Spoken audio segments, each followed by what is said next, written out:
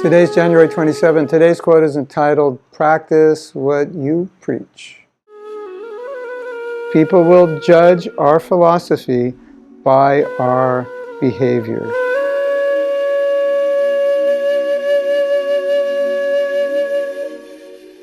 You know, we always say we have the best philosophy, but do we have the best lifestyle? Well, yes, in theory, we have the best lifestyle. No question about the best philosophy.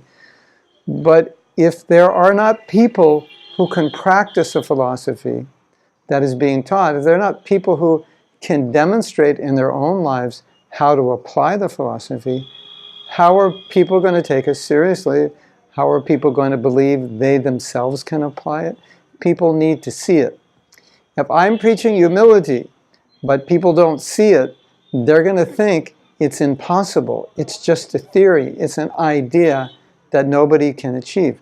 Now we see this happen in Christianity because many Christians say we can't do what Jesus did because he was God, or whatever they say was perfect human being. We can't imitate. We can't be on his level. We understand that, but what they mean is we can't do what he did. We can't follow the principles that he did. So, okay, you have a philosophy of what Jesus taught, and now you're saying that what he taught is not really for us, only he can follow. Well, what kind of philosophy is that? Then it's watered down, compromised, rationalized. Prabhupada's vision was to create communities which would exemplify the teachings of Shastra, would exemplify what he is asking us to do. Communities where people can see Krishna consciousness in practice in real life. So our example is powerful. Yes, our preaching is powerful, but we can undermine our preaching by bad example. People won't believe us if we can't follow. So it is extremely important for us to be exemplary individually, in families, in communities, exemplary as leaders, exemplary as followers, in every way exemplary, because that is going to have the power to get people to appreciate, to understand, and accept Krishna consciousness more than anything we can say. Because as the saying goes, as you know, talk is cheap. Now, an interesting phenomenon happens when we very clearly understand philosophical points.